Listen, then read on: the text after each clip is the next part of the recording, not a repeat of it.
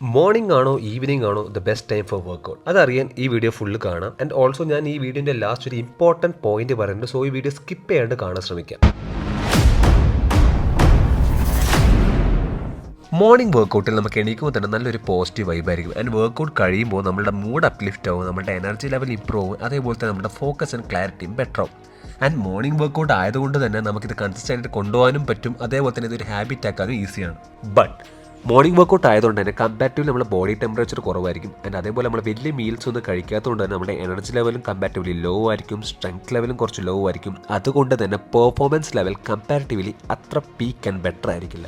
ഇനി evening workouts ആകുമ്പോൾ നമ്മുടെ normal body temperature comparatively high ആവുകയും ചെയ്യും. അതേപോലെ തന്നെ നമ്മുടെ പ്രീവിയസ് മീൽസിന് എനർജി നമ്മുടെ ബോഡിയിൽ ഉണ്ടാവും. അതുകൊണ്ട് തന്നെ നമ്മുടെ സ്ട്രെങ്ത് ലെവലും ബെറ്റർ ആയിരിക്കും.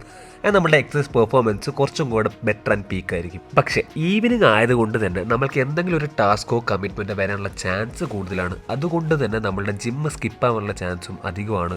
That may affect your consistency. And also morning workout ആണെങ്കിലും ഈവനിങ് വർക്കൗട്ട് ആണെങ്കിലും ജിമ്മിലെ ക്രൗഡ് ഡിഫർ ആവും. സോ കമ്പാരിറ്റീവ്ലി ഈവനിങ്ങിൽ ജിമ്മിൽ ക്രൗഡ് കൂടുതൽ ഉണ്ടാവാനുള്ള ചാൻസും വളരെ കൂടുതലാണ്. ആൻഡ് ഇനി one of the most important point എനിക്ക് പറയാനുള്ളത് 2025 വന്ന പുതിയ സ്റ്റഡീസിൽ പറയുന്നത് നമ്മുടെ സ്ലീപ്പിന് 2 hours ബിഫോർ മാക്സിമം ഹെവി ആയിട്ടുള്ള വർക്കൗട്ട് ചെയ്യാതിരിക്കാം.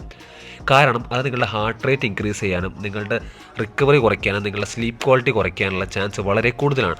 സോ നിങ്ങൾ ഹെവി ആയിട്ടൊരു വർക്കൗട്ട് ചെയ്യാനാണ് ഉദ്ദേശിച്ചതെങ്കിൽ സ്ലീപ്പിന് ഒരു 4 hours ബിഫോർ എങ്കിലും വർക്കൗട്ട് ചെയ്യാൻ ശ്രമിക്കുക.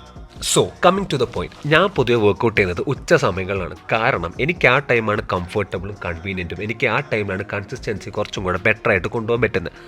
സോ നിങ്ങൾക്ക് ഏതാണോ convenient and comfortable timing and ഏത് ടൈമിങ്ങിലാണോ നിങ്ങളുടെ കൺസിസ്റ്റൻസി അടിപൊളിയായിട്ട് കൊണ്ടുപോകാൻ പറ്റുന്നത് അതാണ് ബെസ്റ്റ് ടൈം ഫോർ വർക്കൗട്ട്. ഇനി ഏതൊക്കെ ടൈമാണെങ്കിലും നിങ്ങളുടെ വർക്കൗട്ട് പ്രോഗ്രാമും ന്യൂട്രീഷനും പ്രോപ്പർ അല്ല എന്നുണ്ടെങ്കിൽ നിങ്ങൾക്കൊരു റിസൾട്ടും പ്രോപ്പറായിട്ട് ഉണ്ടാവാൻ പോകുന്നില്ല.